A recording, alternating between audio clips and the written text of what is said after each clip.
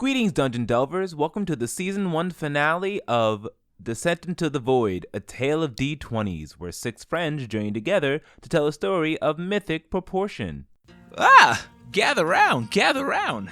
Let me tell you a tale of life and death, of joy and sorrow, a tale of D20s.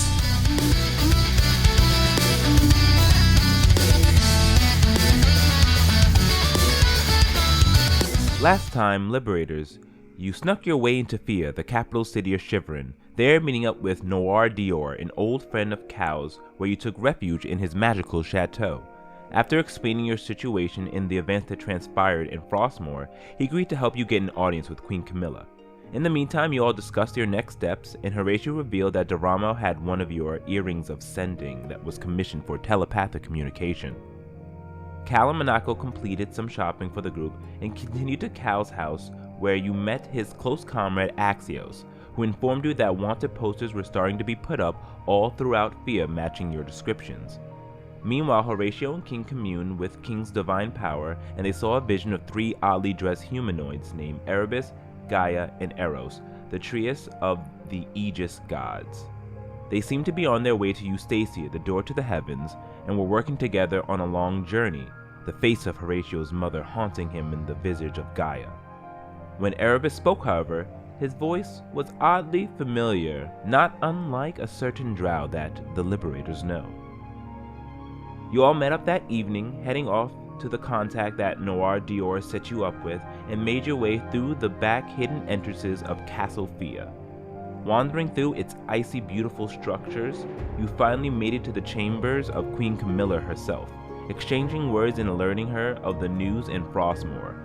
Before you continue the conversation, you were interrupted by the sudden arrival of 3 demon dancer captains, Genju, Hitomi, and Yuri.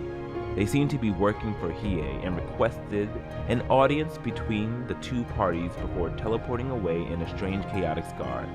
Hidden, you all reappeared, and Queen Camilla gave you a quest to deliver a note directly to the hands of King Terminus in preparation for what would be a Shiverin civil war that may branch out to Thelos itself. Offering you her prize ship, the Ice Crown, and letting you know that she would bring a captain tomorrow night to the shipyard that would guide you, you all bid farewell.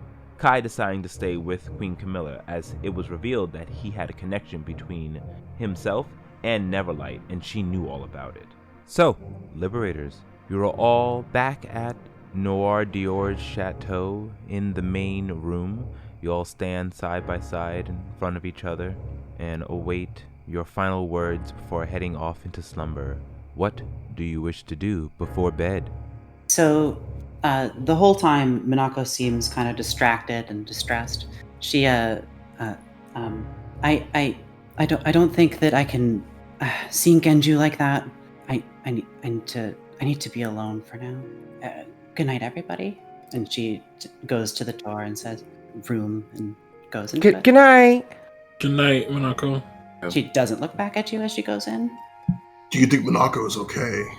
It's rough. We had a rough experience, and she was particularly close. Yeah, I mean, a lot of people that she grew up with are suddenly evil or being controlled by an evil person. But we might still be able to save them. Yeah, it can't be easy.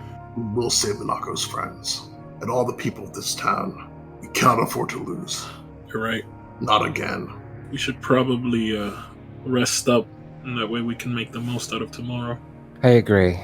Yeah, let's get some rest. Good night, everybody. Good night. Good night. As Minako gets to be by herself, she sets out one of the candles in the room and lights it, and then whispers to it, I do this for you, and then will summon up a familiar, taking the hour to do so. Yeah, so she summons up her familiar. It's a little brown owl, and then she will take the time to cast the dream spell.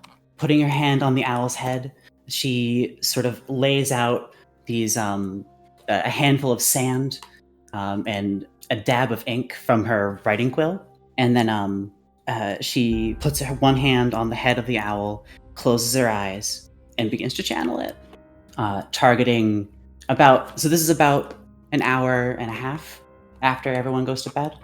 So she will attempt to cast it on King, choosing to shape his dreams such that the owl delivers a message into his dreams. Okay.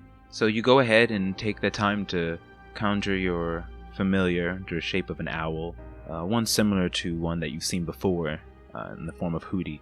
In doing so, you light the candle, begins to spark and flicker, and the light that it protrudes turns from its normal yellowish light to a dark red and black luminescence coming from it. So the room is encapsulated in this. The heat rises a little bit, and you see on the walls the handprint of the burning hand just singeing itself onto the wall itself. As everything fades away, you feel a cold breath on the back of your neck, your hair standing up, and the familiar feeling of your patron resting his warm hands on your shoulder. My love, so it shall be. And the energy that was coming from behind you where your patron was coalesced together, furls up, and shoots into the owl that disappears into dust. King, I need you to roll me a wisdom saving throw at disadvantage of 4. Alright? So King, you drift into slumber, fall asleep to the wee hours of the night, and you do begin to dream. You're walking. It's a beautiful forest. You don't recognize it from your memories, but it feels familiar. It feels like home. The smell in the air begins wafting over, reminding you the feeling of this evergreens. And above you is a light that shines down through the canopy of this forest, and it's a warm feeling that you recognize as the warmth of Myliki.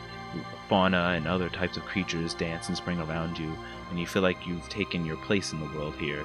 And then at that moment, everything goes bleak.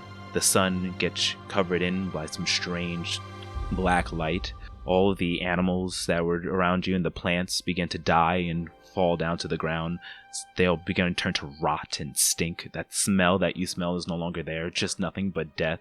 As the trees begin to turn to ashes and disappear and turn to dust around you, being blown into the wind. You begin running and running faster and faster, as behind you see a large, gigantic beast stomping its way towards you. You're nothing. You are weak. You are death. And you continue to run away from this large, almost feline-like creature with wings on its back, going closer and closer to you, a colossal size. You just continue to run. The road ends where you are as you fall off a cliff, and you begin to fall down to the darkness beneath you. Coming from above you, you still see that same beast. You are nothing. You are weak. You are death. As it gets closer and closer towards you. As it's about to get close enough to grab you, its arm reaching out, and as your back is about to hit down into the ground, you feel the clutch of death coming upon you. Your body is lifted up, and it bounced off of a soft, pillowy substance, it feels like.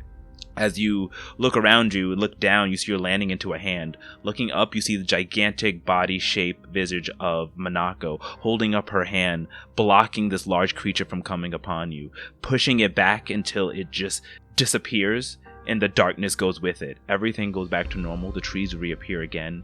The light shines down here onto you, and looking up, you see Minako's face smiling at you, holding you, and you feel the warmth, and you feel a connection with her. And at that moment, you wake up kind of shocked and yelling and screaming with this feeling of fear and hatred, but feeling that you were saved by Minako. But you do not benefit from a long rest, and you take 10 points of psychic damage. I had temp HP, so does it go off of that, or does it bypass it? It would bypass it. Your temp HP will go away. Oh, that's right. The temp was from the eating of the day. Okay. But you all wake up as well from your slumbers, and it is now the new day. Once Duran wakes up from his slumber, he's gonna leave his room portal immediately. He's hoping to catch Kyle on his way out of his portal room. He's got questions, and Kyle's the man with the answers. Okay. So all of you who have awakened and left, you all start to meet together in the early morning inside the main foyer of this magical chateau. I leave my room and I start walking down the hall to the common area. I also make my way to the common area. Sorry I was late, guys. I didn't sleep so well. Me neither! Oh my god, I had the worst dream and you saved me. And I'm gonna run up and like just bury my head in her chest and like give her a hug and be like, there was this darkness and then you just saved me and picked me up and it was so terrible. I was so happy and then you were there and then it was bad and then you were good and I'm just tired. It didn't make any sense. I'm sorry. King, what? Are you okay? No, I had such a bad dream. It felt so real. I thought it was Doramo coming to get me. But, like, Do you right think as I it's was... dreams? The what? Sorry, it was... Oh my goodness. I don't Maybe know. it is. I thought that we were safe in his chateau, but I don't know. It could just be me. Maybe I'm just extra emotional because it was a really, really scary dream, but I'm just so thankful that you're in my life and you're my friend because you saved me. And I know it's just a dream and who knows what that even means, but at least you were there. I'm so thankful, Monako. Oh, King. Oh, come here. Was there anyone else in your dream, King?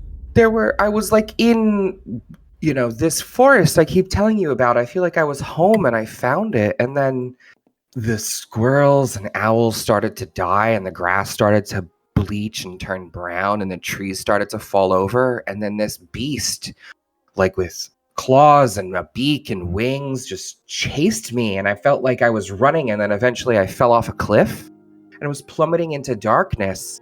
And like a literal deity, Monako was there and caught me in the palm of her hand and put her other hand forward as like a stop and just literally banished the darkness and then summoned the trees and the forest returned and then it returned to a better dream. But I was in this like dark state for so long. I don't know. I didn't sleep well. I feel a little groggy, but I just know that she saved me, and that's why I'm so happy. I don't know. Does you think it means anything? What do you think, Monako? I don't know. Normally I would say that one's dreams reflect their feelings, but who knows with you? It could have been some kind of portent. She looks very concerned. Cousin, does Miliki talk to you through your dreams?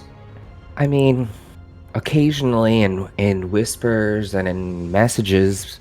She hasn't directly spoken through a dream to me, like so directly like that in a long time, or if at all. Most of the time it's in other scenarios or situations, so that's why I was taken aback. I don't know.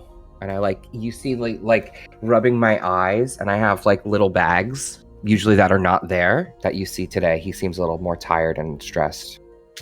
Well, I mean, if Monaco's in your dream, then it probably means that she has something to do with anything that might be happening soon, especially in your forest. I think with everything that's going on, it's fated and it's meant to be that we're all so close. And I look to Monako and squeeze her hand. And absolutely, I'm so glad that you're here.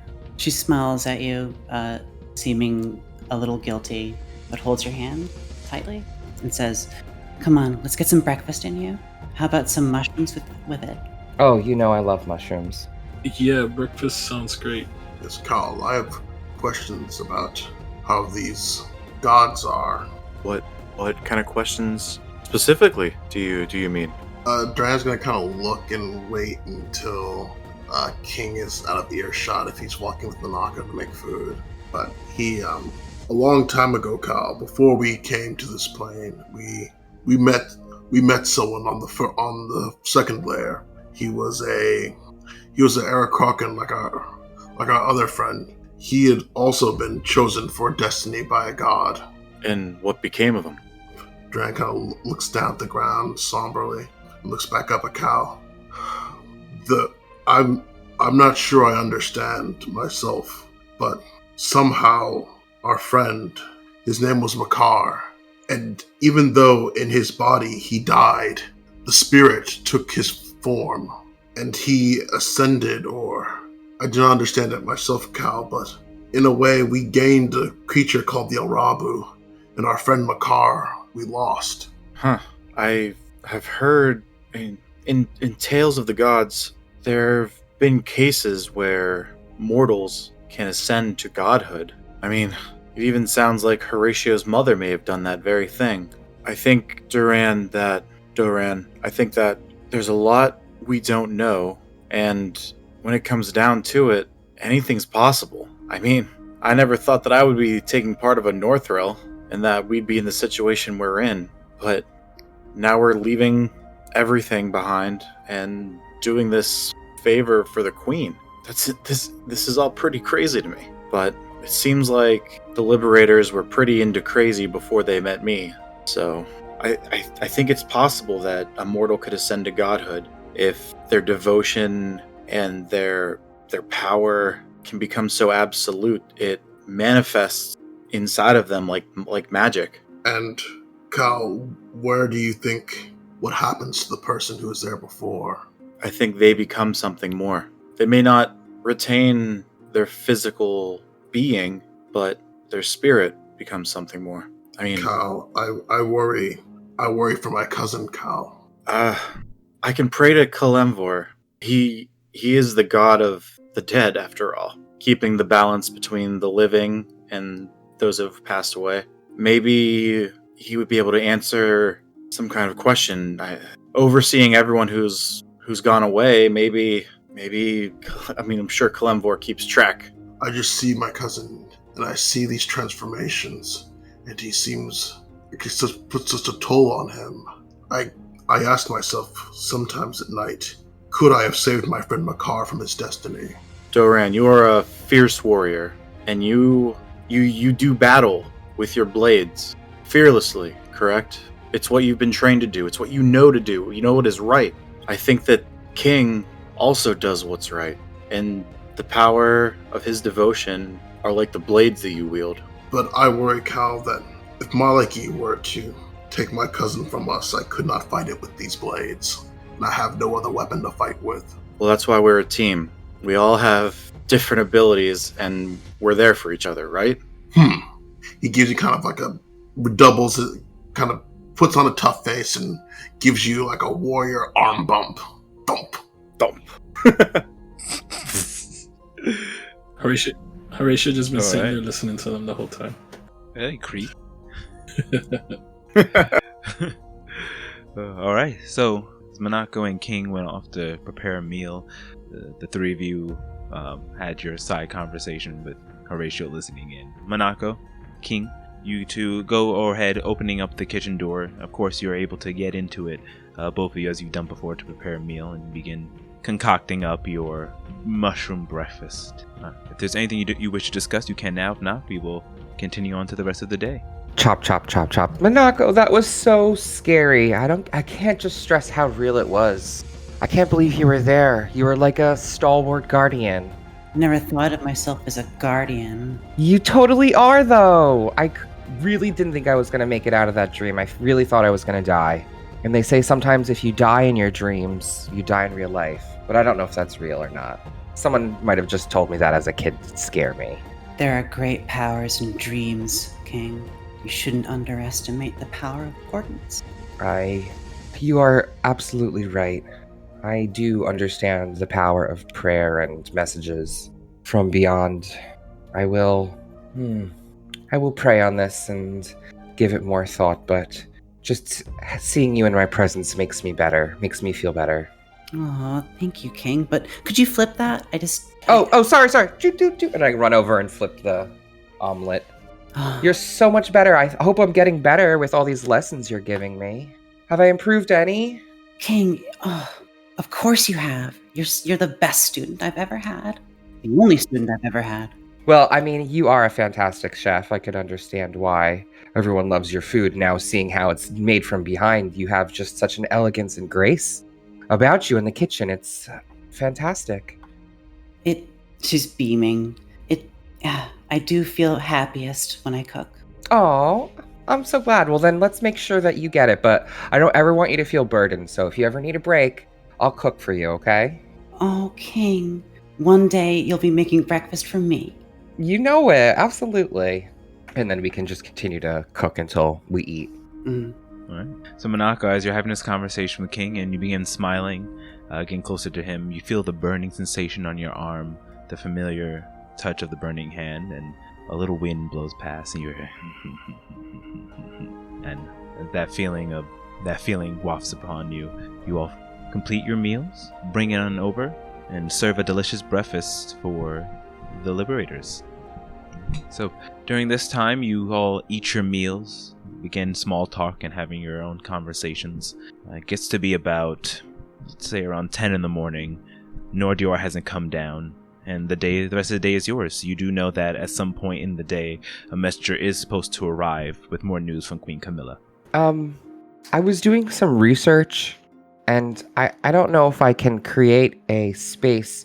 And then I'll look to Horatio. Maybe you could help me, or you have more experience in this, but I was preparing or hoping to prepare to prevent the boat from being intruded upon. And I found old magics, and I'm going to pull out one of my ritual books.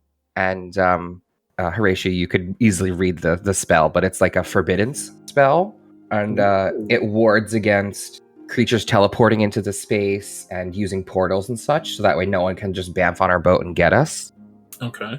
I need powdered ruby, and I need 1,000 gold's worth, so I need like a hefty pile. I don't have any rubies. Does anyone have any rubies? And if not, I can give you some money, but I don't have enough to fully cast this spell if you guys could help me cover it. Well, I have, and he pulls out Rizzore's spell book. Well, I've copied all of the spells from this book, so I'm actually trying to sell it. Maybe we'll make some money, and I can cover it with this.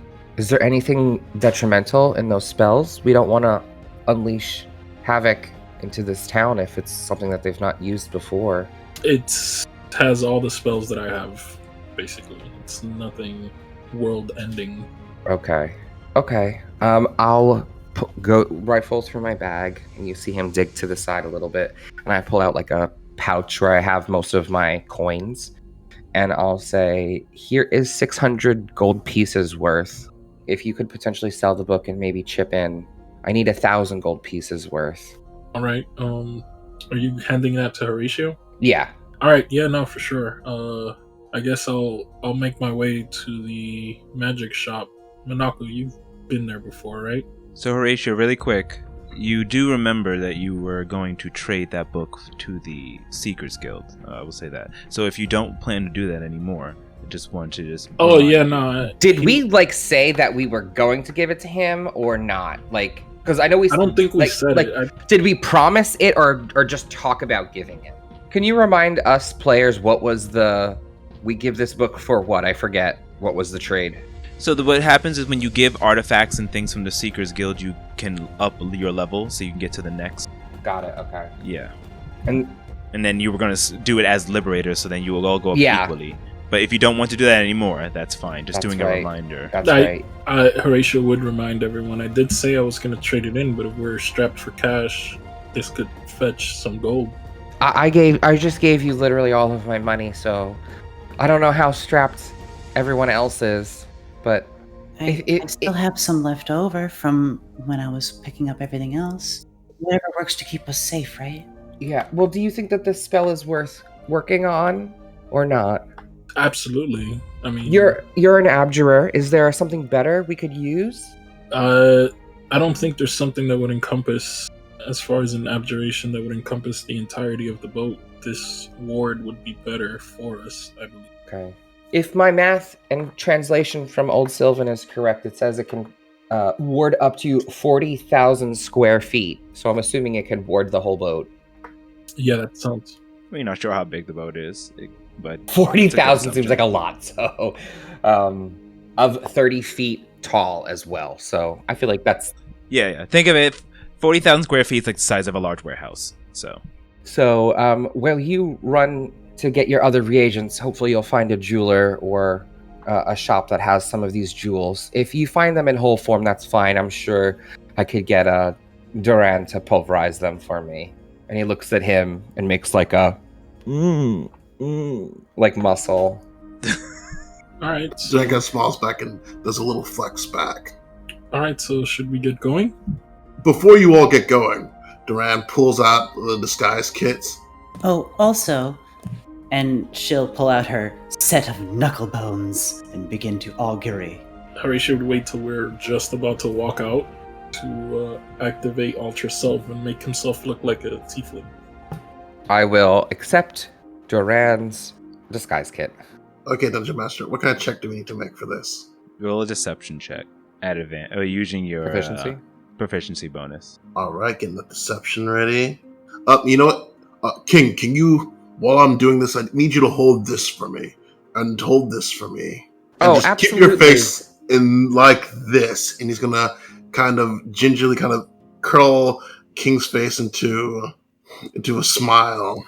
Absolutely. And I'm sure that she'll shine upon us as I'm planning to offer her thanks today. Mylakee's grace be with you, and I'll give you guidance. And can that count as him assisting me to give me advantage on this check? Sure, yes. And I rolled an 18 plus 4 plus 6, giving me a 28. 28. Nice. All right. So you go ahead and using the assistance of King and using his divine guidance, you easily create a costume or an outfit that completely changes what he looks like. Describe exactly how you want King to look. I'm using some of King's hair and a little bit of kind of gels and sauces in the disguise kit. He kind of uses the hair to kind of shape it to horns to make him look kind of like a tiefling and to give him a very almost sinister jester kind of smile face with a light pink sort of skin tone. Okay, so this light pink skin tone tiefling with a sinister look on his face you see before you, and you all have to do a double take because you don't recognize King at all, and he's very well put in disguise. After looking at myself in a mirror or whatever, I'll be like, how do I look? Oh, great. Definitely not the king I know. I'm Nega King. You can definitely fool anybody with that. Well, I had to work with what I had with Horatio. Your disguise is very good. Mine was made with arcane magic, so... Alright. So, Monako, you were casting your augury spell? She's just concerned that since there are demon dancers about, it might, so she just whispers to the dice, "Will we stay safe?" And then tosses the little bits of bone and tries to interpret the patterns. Okay. So you shake your dice and throw them onto the ground, and they begin to tumble and fall into different positions. One set of dice comes together and forms into what you know to be a pleasant symbol, or like of a heart shape almost, knowing that good tidings are for you during your journey in the day. She smiles and puts them into the little pouch, and then says, "All right, there's nothing to be concerned about. Let us get on our way." So you all gather your things and grab your belongings and get ready to exit the chateau. Who has the key to the chateau? I believe Horatio does, unless someone took it. Yeah. Yeah, and Duran's just gonna throw on the hood. So, and wait, Duran, were you disguising? You disguised yourself as well? No, he's just gonna throw a hood and a cowl on, if he can do that. As that counts as a disguise, Okay. I'll make whatever check I need to, Dungeon Master. No, that's fine. Just I'll keep it in mind for anything. And Monako, are you going as yourself? Yeah, I mean, if she has, she'll do something with her hair, but not really. Wait a minute. If Duran catches you doing that, he's gonna have to do it. He's gonna have to do your makeup. Oh, Monako, hold on. Let me get you prepared for going outside. We still have enemies. How would you like to look this time? Thank you, Duran. I trust you with my appearance. And then she closes her eyes and tries to be a good palate. You can make me that same check as you did before. And she will say, "And remember, good tidings come to all, even those in need and even those who don't need it." And then she will cast guidance on. And I'm going to run over and grab her hair and pull it back while he paints her face and be like, let me help you. Okay, you can do that at advantage, so you can make the same exact roll again. I'll hold her hair back when you paint this side so you don't get any concealer on her skin or on her hair. And then the +4 for guidance. I rolled a 7 plus 6 for 13 plus a 4 from guidance, which gives me 17. Okay, excellent. So, although it's not as foolproof as King's disguise, but nevertheless, you do make a very convincing altered appearance for Minako. You'll fool anybody who's not like her parents or anything like that, someone who really, really knows her. But it's a very good disguise. Yes. Do you want to describe how you make her look? Absolutely. This time, Minako just looks like a very old version of herself. Okay. You're a convincing, elderly-looking Minako. Thank you, dearie. Okay. So with you all disguised or hooded, you head off into the into the town.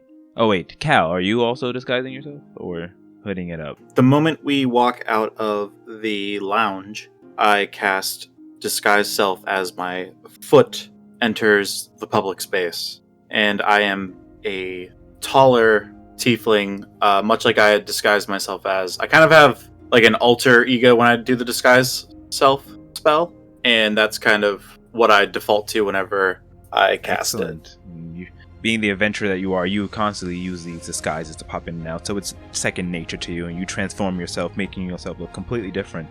And incognito, you all walk into the heart of Fia, making your way to that magic shop that you made it before, but now all looking a little bit different. Right? So, it doesn't take you much time, but you do make it towards the magic shop. The familiar odor and books you can see and smell once you enter into its doors. Behind the desk is that familiar woman who's still taking out crates and fixing things, and noticing you enter, she goes ahead and gives you a nod, thinking that you're new patrons, and asks you, so, how can I help you? Hi. What is your name? My name is Eliza. Hello, Eliza. I'm actually in the need... I'm sorry, my name is Horatio. I'm actually looking for a ruby. I was wondering if maybe you had one. Well, yes, we have rubies we can sell. How much worth are you looking for? Well, I'm looking for 1,000 gold's worth. Ooh, that's a lot of rubies. Hold on, let me see. And she goes and checks into the back, walking back there. And after a few minutes, she comes back with a couple boxes. Well, actually, no, with one small box. And she goes, yes, we do have rubies worth that much, actually. 4, to be exact. You have 4 rubies worth 1,000, or 4 rubies? Oh, no. 4 rubies equaling the 1,000 gold pieces. Okay, that should work, right? Yeah, you know that King said he was going to crush it and pulverize it to powder. Yeah. So... and then I was also wondering, there are 2 spells that I'm looking for. I'm looking for a teleportation circle spell, and I am also looking for a seeming spell. Would you happen to have those? What was the second one? Seeming. Seeming. She turns to you and says, yes, I remember our inventory. No, we don't have anything for a teleportation circle, but I do believe we have a scroll of seeming, yes. Alright, and how much would that scroll plus the materials to copy it into a book cost me? It will be 250 gold for the components for it, and is 700 gold for the spell. That is quite pricey. Well, yes, it is a high-level spell. I know, I completely understand. I was wondering, I have this book here that I am actually looking to sell, and it has several spells in it, and I pull out Resurrect Spellbook. How much would I get for this? She looks over at it and goes, it's quite old. I'm not sure. I will have to take it to an appraiser. It will take about 2 or 3 days, and then I'll be able to get you a price. But I couldn't tell you right off the top of my head how much this would go for. I mean, if you need it immediately, I can give you 500 gold for it. Okay. I would say knock 500 gold off of the total price for the rubies and the spell plus the components, and you have yourself a deal. Okay, certainly. So it'll be 1,000, 1,700, and then see. It'll be even. Since you're ordering so much, let's just say 2,000 gold minus 500, 1,500 gold pieces then. 1,500 gold, and Horatio will pay up. Okay, so minus... Minako will use brain chat to communicate to Horatio that she wishes to purchase the silence spell. Silent? Silence. It's a 2nd level spell. Oh. Ritual spell. And he will also say, do you happen to have the silence spell as well? Oh yes, those are uncommon spells. I can get you, since you order so much, 150 gold pieces. And he will cough up the 150. And Horatio's officially broke. Okay, so minus that 150. So you have the silence spell scroll, and silence 1,000 gold piece ruby, as well as the seam spell. And she grabs all her things, and that invisible servant that you saw carrying things for her last time goes and picks up the items and places them into various saves or safes. Is there anything else I can help you with? No, that is all, thank you. And Horatio puts all the stuff away and gets ready to head out with whomever was with him. Well, all of you, I assumed, went together. Oh, so. I thought Cal and I went to the temple. Yeah, that's what I was understanding, that Cal and... Oh, okay, so you all split up. Thank you for reminding me. Okay. So who is in the shop? So it's Monaco and just Horatio? Duran will be there in the shop as well, guarding Horatio in case any nonsense occurs. Since Cal should be able to guard King. Okay, got it. After you finish your shopping and get your items, or anything that you all are going to as well, or are you going back to the chateau? Horatio will want to head back to the chateau just to begin copying the spell into his book. If you guys want, you can catch up to King and Cal. I should be fine to make my way back. Oh, and he immediately takes out the silence spell scroll and gives it to Monaco. Oh, how much was that? I have some. It was just 150 gold. You don't have to worry about paying that. She will pass over the appropriate type of gold. Horatio rejects it. Wizard Horatio, Duran says in Elven to him, "We are still surrounded by enemies. We cannot be separated too much. I will stay by your side until we are sure that we're ready for tonight's mission." And he's going to be scanning the crowds as they're walking for any threats, any weapons that are drawn pointed the direction, anything that could be construed as any kind of enemy for them. Okay, roll me a perception check. I just rolled a 17. I can accept that. Okay, so with your 17, you look around, guiding everyone as you walk back towards the magical chateau, but you don't happen to spot anything. Doesn't look like anyone's, to you anyway, doesn't look like anyone's following you, or anyone's being suspicious. And then continuing your way, you guys safely make it back to the chateau.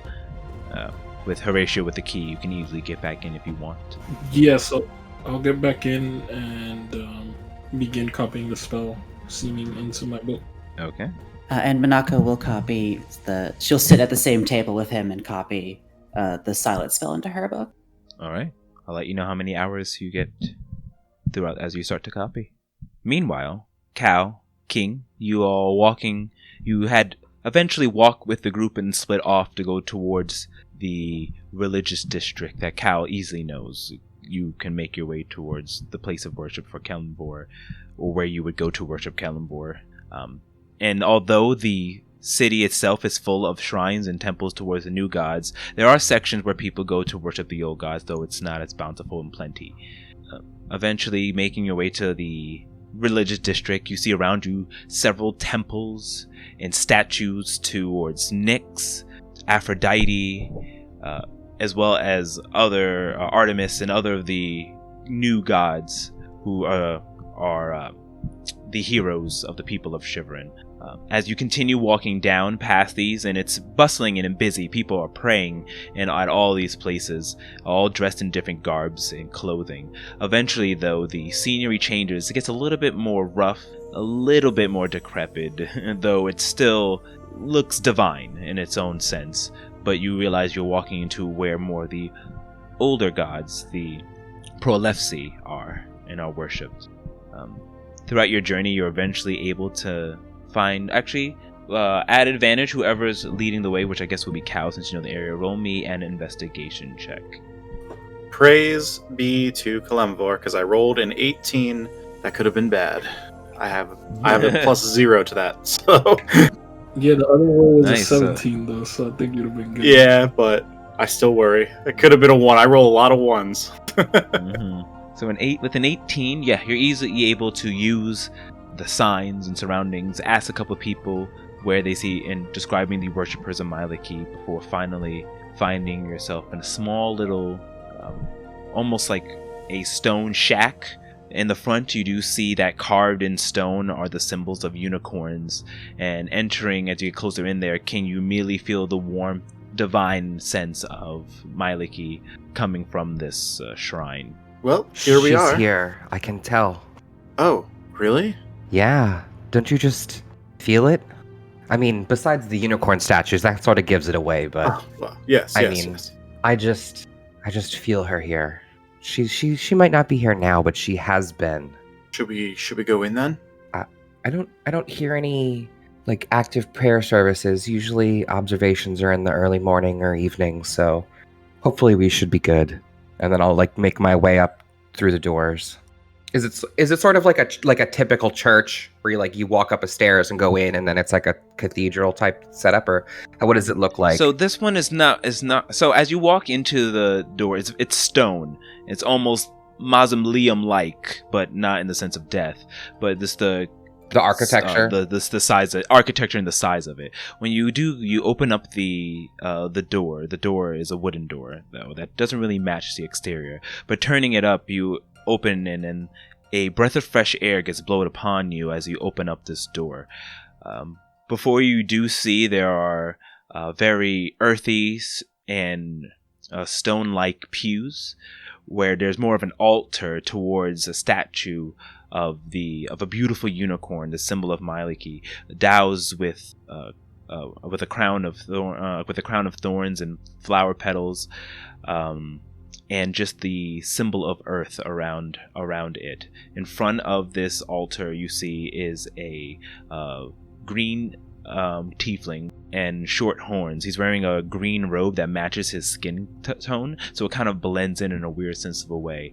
And turning around his arms within his large sleeves, you do see this gentleman, and he goes, "Praise be, Great Mother, are you here to give tithings?" I will offer what I can if you'll have us, Green Father. He walks up to you, his eyes widened open.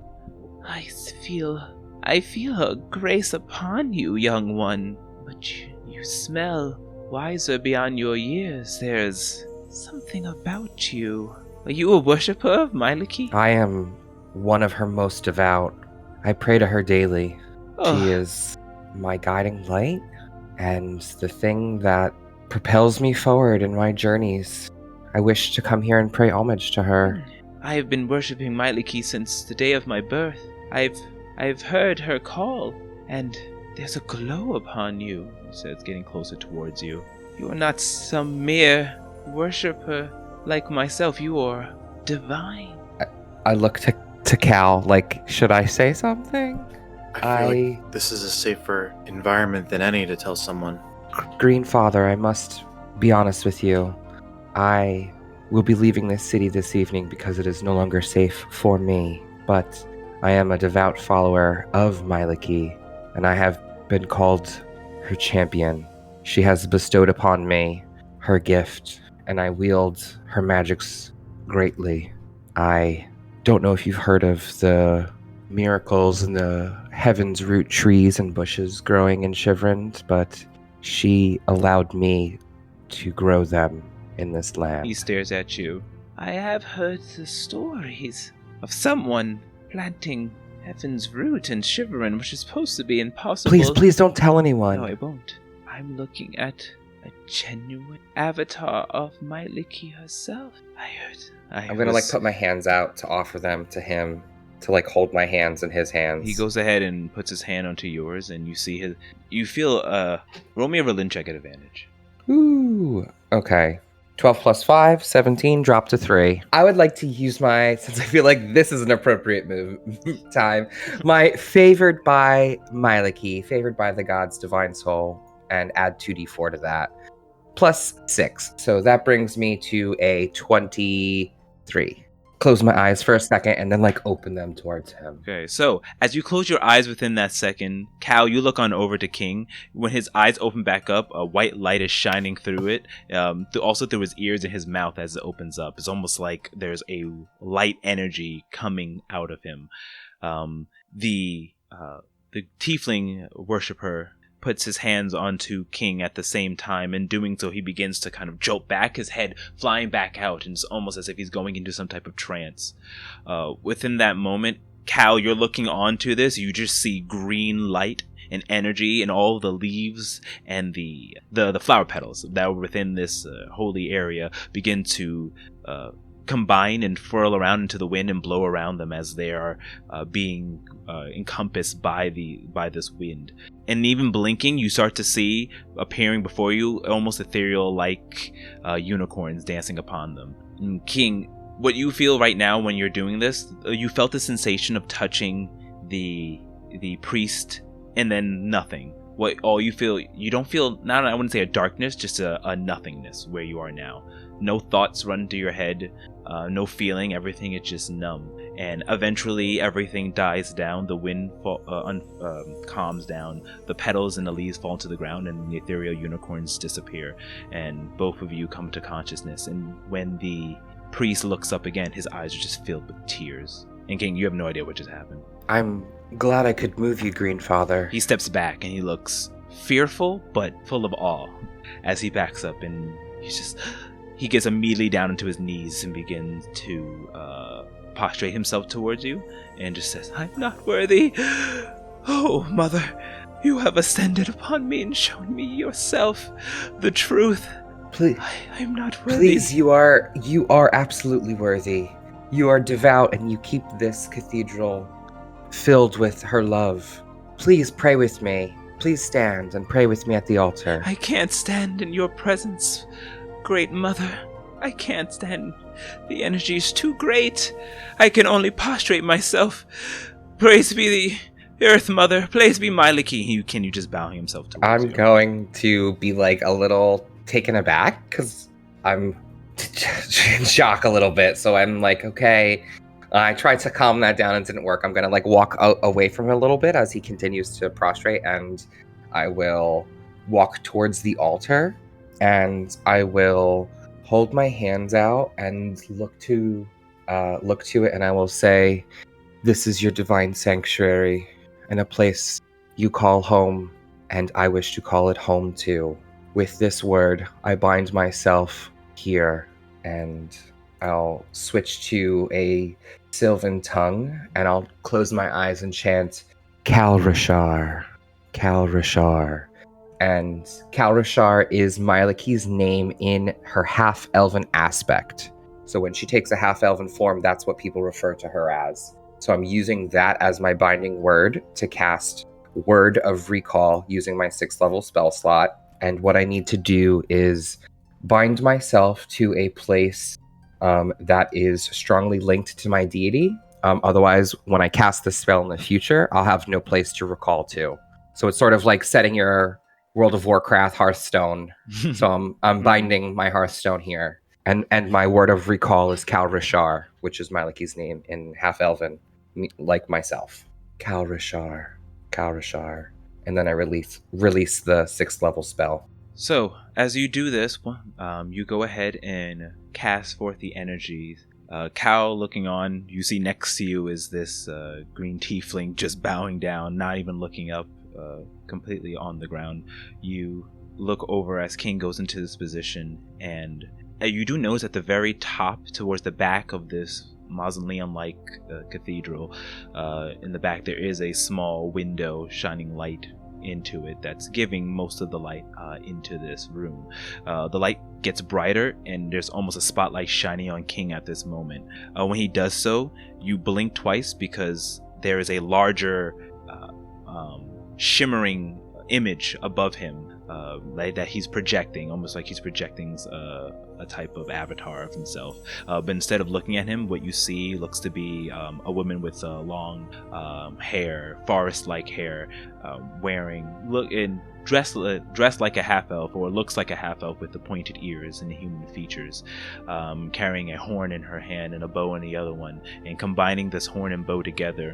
A light shines down, and that light forms into tiny little shapes of unicorns that shoot out an energy, and the wind that shoots out pushes against you, King, and the green tiefling, and your clothes begin shaking and blowing in the wind. And as you put up your hand to your face, because the dirt so dirt doesn't get into it. And once it settles down, you see King back in his normal form, and you've successfully cast your word of recall.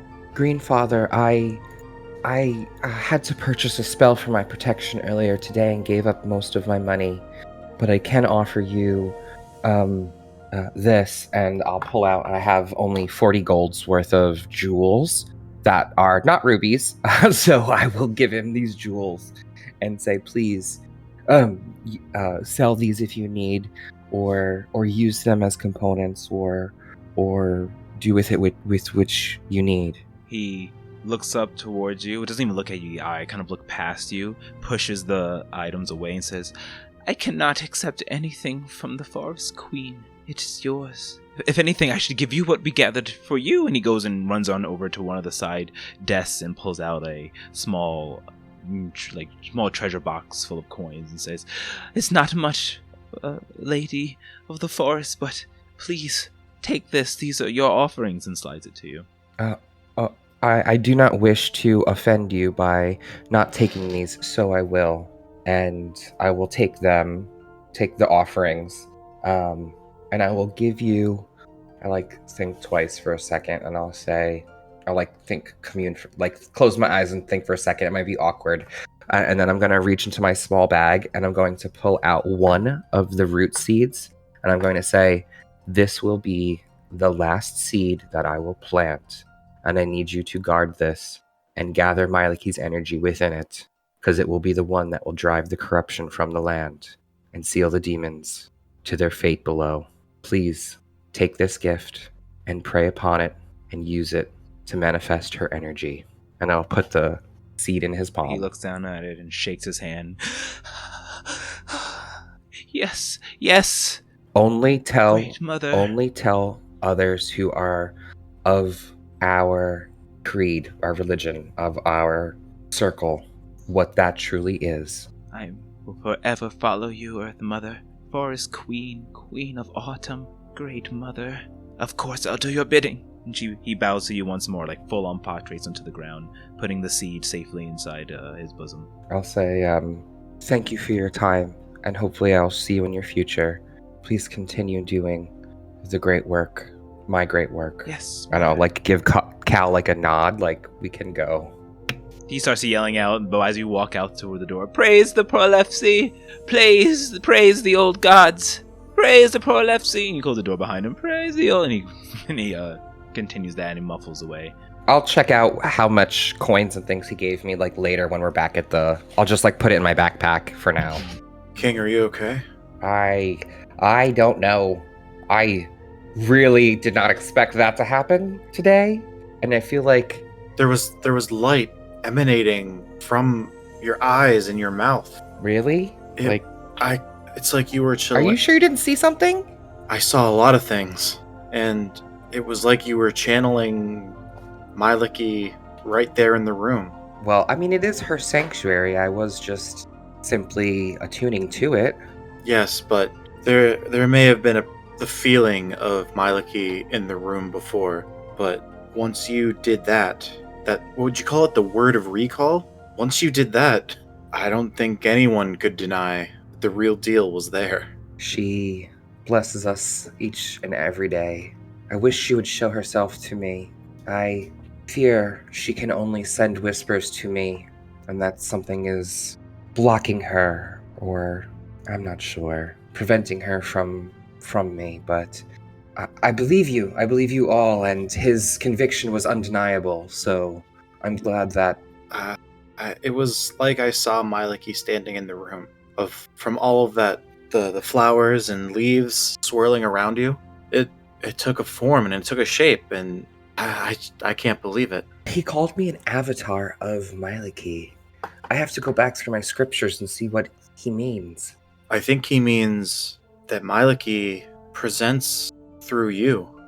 I mean, yeah. I know, I mean, in a very literal sense. You are an embodiment of Mylaki, in the truest sense of the word. No way, you're pulling my leg. I don't know how else to describe it. And after the conversation I had with Doran, I get it. Why? What did he say? He's worried about you. I'm okay. You guys know I'm tough.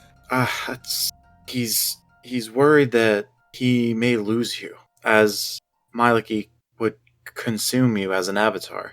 I mean, if she wishes for me to be a part of her, that would be the ultimate bliss, right? Would you not want to be a part of your god? No, I would, of course, but The sadness of leaving our mortal friends, I think, might be quite unbearable, but... you remember how Horatio told us that his mother may have also been a god? Yes. How could I forget? I feel like two of you have a shared parallel there. I feel as if Horatio's mother is to Gaia as you are to Miliki. Okay. It's just maybe you are that Khalreshaar. You don't... No way! I don't think so. I don't know. I have to do some research and go through my notes better. When I was younger, I copied down so much from my elders and family, but I didn't get or understand it, so now that I have more context, maybe I can find clues in the lore and scriptures. Maybe do some research with Horatio. Maybe there's something in what he's discovering about his own family history that might strike a chord with you. Yeah, I'll have to ask him about this. I'm sure the others will be, I don't know, not surprised to hear that this happened, to be quite honest. I feel like I'm a miracle machine. And I hope that That's the king I know. each and every one is special and unique to me, but I hope that it is not becoming burdensome or exhausting to the rest of you, because each one of these is like a gift from her to me, and I'm so happy to be able to receive and produce her blessings. No, it's I mean, look at me. I prayed at my altar at home yesterday. That was the first thing I did when I came back. Well, one of the first things. It's important. So should we go to Khalrenhaar's temple, please? I don't want to spend all day. Oh no. Are you sure? Yes. Yesterday was more than enough, and I feel I have a very solid path to follow. Okay. We should get back. The queen could be sending us word at any time. Yeah, I think that this was the only thing that I really needed to do, so hopefully Horatio was able to get some luck with his reagents and components. Oh, of course. He probably got a deal at that. Yeah. All right, let's head back. Let's head back. Okay. And you all go, and so after the divine experience that you both witnessed and been a part of back in Miliki's shrine here in Thea, you head back, still disguised, and you quickly make your way back after about 45 minutes of walking to the chateau. Knocking on the door, as you only have one key, and Horatio currently has it. If I hear the door, I would give like the key to. I don't know if Duran is doing something because I don't want to stop copying my spell. Duran's gonna pull out his blade and he's gonna walk over to the door and prepare, if he sees an unfamiliar face, to strike at it. Okay, taking the key, you open up the door and you see two. At first, you probably go to strike it because you don't remember, but then you see the work of your art, realizing that is the disguised Cal and King. Oh, good, you're back. Duran, we have returned. I think King has something to say to you. Please. I think the story would be better if it came from you. You witnessed it. Yes, I didn't. But you felt it. I didn't. As Horatio's copying, he goes, "Oh, what? King performed another miracle again?" No. I mean, I don't know. Would you consider that a miracle? Actually, Horatio, I don't know if he performed a miracle so much as he is the miracle. Horatio kind of looks up. I don't know what exactly I saw, but we went to the mausoleum temple of Miliki, and the other cleric running the temple, King then does a word of recall. He casts this spell, and light emanated from his mouth, his eyes, and just all about his entire form. Then leaves and flowers and... That was actually when I was just communing with the Green Father, the priest that was there. I just felt a connection with him. After he freaked out is when I cast the word of recall. Oh, My mistake. Sorry, there was so much that happened in such a short amount of time. I'm still putting it together in my own head. But it was like Myliki was in the room because King was in the room. What do you mean, Cal? I'm saying that the priest called King an avatar. What do you mean, Cal? Duran, I believe that what Kyle is trying to say is what King and I kind of suspect, that he might be like a direct champion of Myliki, as in Myliki talks directly through him to him. See, that's the thing, though, everyone. When these things happen, I don't get to see it. That would actually support our theory.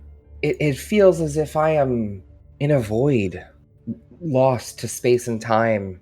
And is it a minute? Is it an hour? I don't know. And then I look around, and you're all awe-faced and jaw-dropped. Well, it's something that we've never really seen before, so yeah, we might get a little awestruck, but No, it was different, Horatio. I don't understand how you all can smile like this, like everything's okay, and this sounds like what happened, just like in Gleam. Duran, are you okay? No, I'm not okay, Wizard Horatio. Duran, what's wrong? What do you mean? Cousin, doesn't any of this worry you? Does it seem that you're losing yourself to this? I cannot deny that I have moments where I am not myself, but I want to say that most of the time I am me. Cousin, do you remember Makar? Of course I remember Makar. Where is Makar, cousin? He's no longer with us. He ascended. Cousin, why aren't you scared? Why aren't any of you afraid of this? You think we're not afraid? I'm not afraid. You should be. Myliki is my goddess, and if she chooses me, I have to obey, and I wish to support her. Where's our say in it? Sometimes the divine do not give chances, only directions. Duran, No! sometimes people have a calling. We're all just puppets. How dare you? I thought you knew and you believed. How could you say that we're puppets and that this is a bad thing? No, it's not. King, we're all just smaller things. And if you've been chosen by something that's up there, so high above us we can't even... I mean, it's just the way of things. I don't want you to be mad or upset, but if it is my destiny to be chosen, then so be it. I will live my life to the fullest, but when that time comes, I cannot hesitate. I spit on that destiny. I look What away. those gods up high, what do they do when the people down here hurt, when the ones they love are gone? There's no choice about it, Duran. Durant storms out of the room if no one stops him.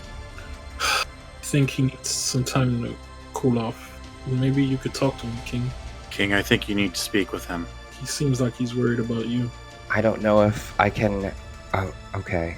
Just reassure him that everything is going to be alright. I don't know everything will be alright.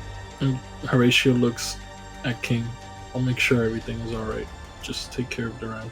I'll nod and go after Duran.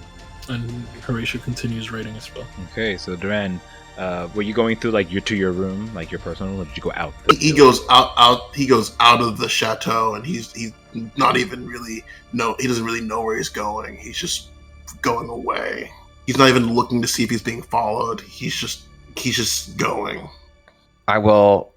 A moment or two has obviously passed, so I'll run out after him, and if I don't see him in the chateau, I will run out onto the streets and look for him. So at this point, Duran, you've left the Blue Dragon blind, going through the kitchen, through the front door. You walk onto the main road down the long street. It's bustling. It's quite still early in the afternoon. A lot of people walking around. King, moments later, you bust out too, looking for him. Roll me a perception check.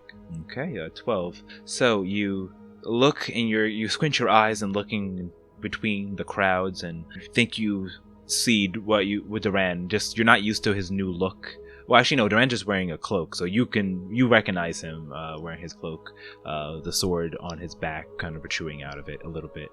You see him off in the distance. Duran, you're just walking in the middle of a crowd. No one's really paying you any mind to what you think anyway. Wait! Come back! Wait! And eventually, you run up. Unless Duran's running away, you eventually can run up and catch up towards him. Stop, Duran. Come back. And I'll grab his hand. No, you stop. Can't you see you're the one who's leaving us? I'm not leaving. I'm here. I'm still with you. No, King. Don't you remember Makar? Do you remember how he was before and after? That person. I don't know what is going to happen. I'm not a divine being.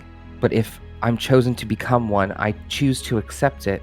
But What choice, cousin? You didn't choose anything. I will live my life to the fullest with you. I don't want to leave you, and I won't. How can you say that when it seems like you don't even really have a choice? I might not, but that is no reason to scorn the gods and turn away. If it is my life that I must give to save and heal the scar in the world, then it is No, a it's life not worth your giving. life anymore, King. When we traveled with us, we traveled together. Our lives aren't just our own anymore. I'm sorry. I don't know what to say to make you feel better. But even if this is not a choice of mine, and it is something placed upon me, I accept it. And it is not immediate. I'm not being whisked away or pulled from you. I may live my entire life and not be taken. I have good to do on this plane, and in other layers. We need to bring this world back to its glory, and I do not think I will be whisked away until I have done more. I know that these miracles and things are fantastical, but it is trivial in the eyes of divine. There are greater things for us to do, and that is why I have been chosen.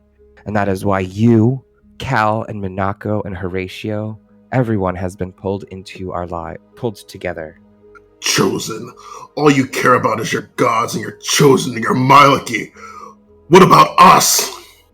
You are a part of us. You are here. We are one.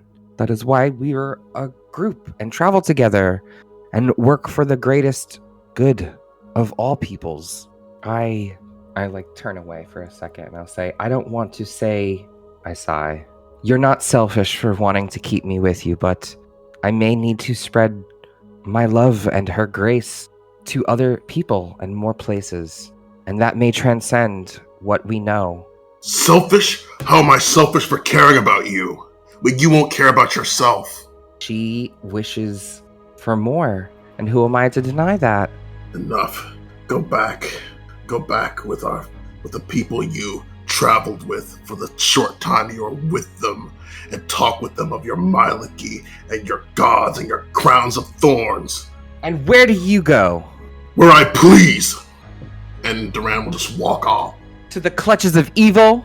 You do nothing by yourself, but pout like a child. Walk away. And as you yell the words in the street, some people turn and stare at you, but other people just pay their mind and keep going. Duran, you walk continuing down the street. As King, you're left there looking on as your ally has just stormed off. What are you doing now, King? Just crying. Just sobbing, crying in the middle of the street and just slowly walking back to the chateau.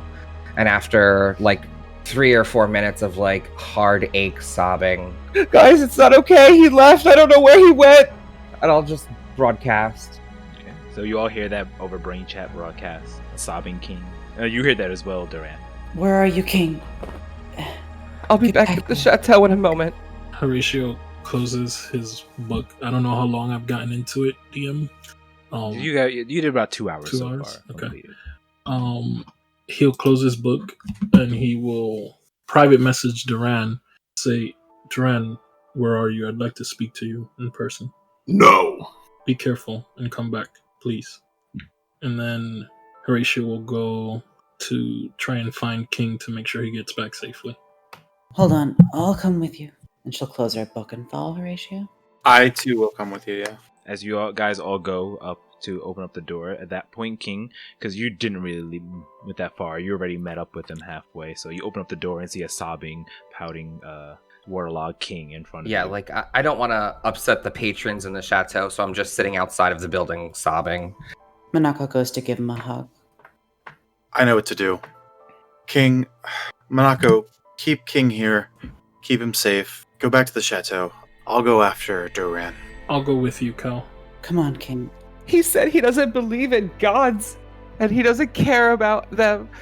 He says I have no choice, and that because of that I couldn't care about you or him. It's okay, King. It's okay. Come on. You're gonna be alright. Everything's gonna be alright. DM. Yes. I would like to cast the locate object spell. Okay. And so Cal gets out a gold coin from his pocket. He puts it in his hand like this, in front of him on his palm. And then I'm going to focus my energy on the coin, and then I take it up with my hand, and I kind of spin it. And as I'm spinning it, it kind of starts pointing in the direction of Doran's magnetic blades. That's like the object I'm honing in on. And if he's within, I believe it's a mile, I should be able to track 1,000 feet. I should be able to try to track it down. As you go ahead and cast the magic upon the coin and point it toward Duran's blade to figure it out, you do get a ping. It's getting towards the edge of your... because Duran has now been in a puff and is been speed walking his way away, so you see that it's getting closer, but you see that walking east of you, directly down the street, is Duran, but he's getting further and further away. Alright. Yeah, we'll go in that direction and kind of stay in line with the coin, chasing him down. I bring up my alter self. Alright. So the two of you, you're in disguises, go after Duran, using Cal's coin to guide your way. So meanwhile, Duran, as you've been walking throughout the streets, it's bustling, and you keep going, passing by people. Some people give you a stare because, although you're wearing a cloak, you're hidden well enough, but people are kind of just giving you a different look. You do see around you several posters at this point, with your images and descriptions on it saying wanted. That's one thing you definitely notice. Eventually, you do come upon a large building that you can easily use to get on top of it when you get there. Duran scales the building just to get somewhere high where he can be alone, and no one's going to talk to him, and no one's going to look at him, and no one's going to bother him. Alright, roll me an acrobatics check, or you can just fly up there. I rolled an 18. Alright, so with the nimbleness of a cloud dancer, you parkour your way up this large building. The building is about 50 feet, but you're able to easily scale it with your acrobatics and control over the clouds before eventually getting up top of the roof. You see a good, beautiful scenery off over towards your left. To the west is where you see the ocean off into the distance, and it's quite beautiful, even though it's a little dark, it being dusk all the time. But your dark vision, you can still clearly see out there. And to your east, you see the rest of the city that climbs up onto the mountain, and even the great castle of Fia that you had went to see Queen Camilla. But you are alone on top of this building. Eventually, honing in on you, Cal and Horatio, you do get close enough to this building. Using it, you're able to pinpoint him exactly. Seeing that he's elevated, your coin now points up to this building as well, although you don't see anyone up there. We need to get to the top of this building, Horatio. Oh, yeah, that's not a problem. And Horatio will cast Fly at level 4 and target myself and Cal. Minusing your level 4 spell slot, you go ahead and put forth the energy from your magical book and cast the Fly energy on the two of you. You all begin to hover into the air and begin to fly and ascend up. And Duran, you can easily see them because they're flying right up, and you're in the middle. You turn around and see your two allies. He doesn't even turn around. Oh, so the two of you just see the back of Duran sitting in the middle of this building. Duran! Horatio walks up next to him. I float over next to him and kind of sit in front of him, floating like a couple feet in the air. Are you here to tell me to accept Miliki into my heart? No such thing. Not at all. I just came here to try to talk to you about it and make some sense of it. Why is everyone so happy for him? I think everyone is just excited and shocked. Listen, I never chose to be guided by Kalemvor. I can't speak for King. Maybe that is something he chose from the beginning. But the gods, they aren't all bad. I mean, if it wasn't for Kalemvor, I would have never met you. And I never would have met King, or Horatio here, or Minako. We're all being held together by fate. And what we choose to do with the direction we're being pushed, that's up to us. That's on us. Horatio, standing next to Duran, not even looking at him, will say, "Just so you know, Duran, I myself don't believe in the gods. I know they exist and I know their power is real, but I know that I don't need to praise them in order to gain power. Those who choose or get chosen by the gods have to follow along in what they're told to do in order to maintain that power. But they gain that power to make a change. In just the same way there's Myliki, there are also evil gods trying to make a change. King was chosen for his potential. He can make some real change for good, and we're here to help him." There are so many people. Why do the gods have to choose the ones so close to us? Well, I mean, according to King himself, he was sick and was gonna die, and Myliki came and healed him, imparting with him her power. If it wasn't for that, we would have never met King. We would have never met each other. Horatio, just giving someone their life back just to take it back from them, does that seem fair to you as a Horatio? I don't know if fair is the word to use there, but I mean, if you loan somebody something, eventually you'll need payback, right? And maybe she's not going to do the same thing that Theo Rabu did to Makar. Every single god is different. I agree. But what I do know, Duran, and this time he turns to him, can't do any of this without you. We need you to come back. Will you at least help me save him and try to find a way to protect him? I don't think he thinks about himself like that. I can promise you that I'll try my best, but I have a feeling that King's gonna be the one saving us. Then someone will have to be here to save him as well. And that's where you come in, and I put my hand on his shoulder. You swore you was gonna protect him. You swore it to Scarlet. Of course, Horatio. As always, you are right.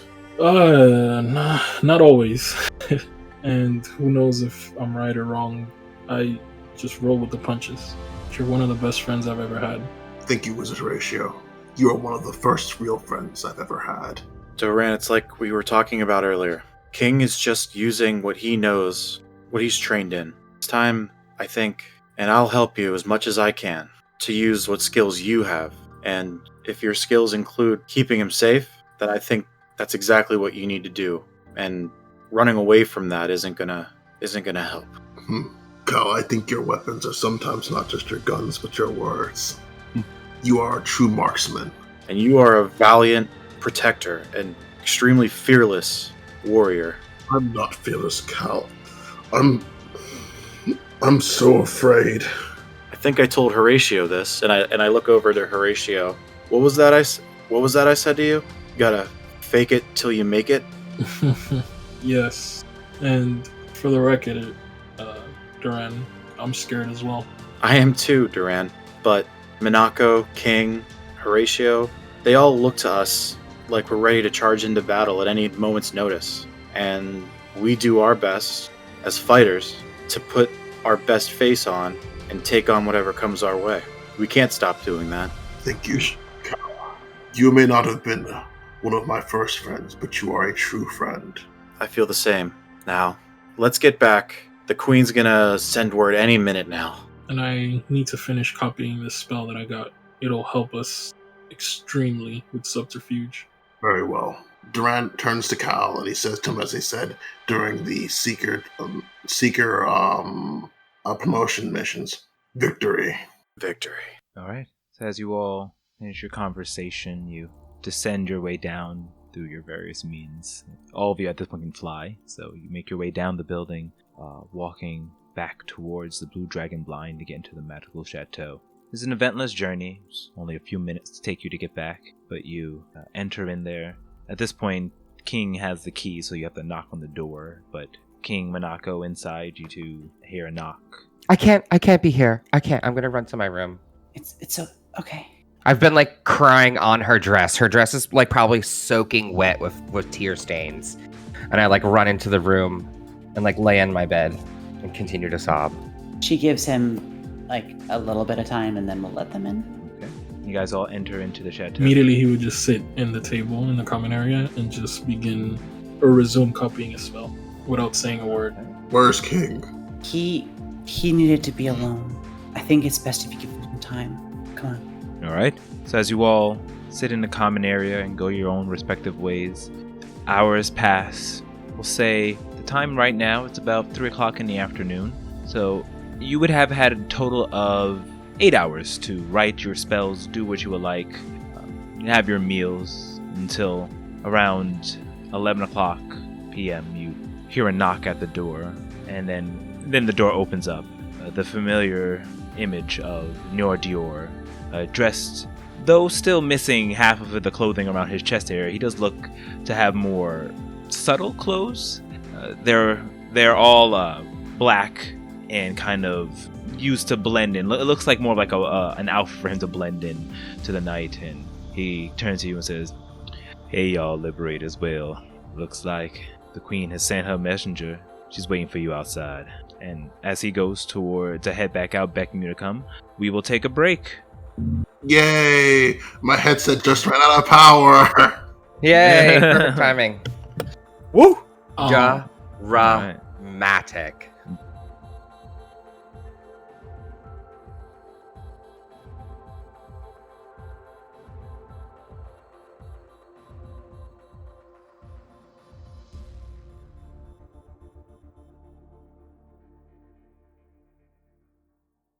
Hey there, Dungeon Delvers. Thank you for listening. I would like to take this time to thank all of the wonderful people who helped bring Descent into the Void, a tale of D20s to life.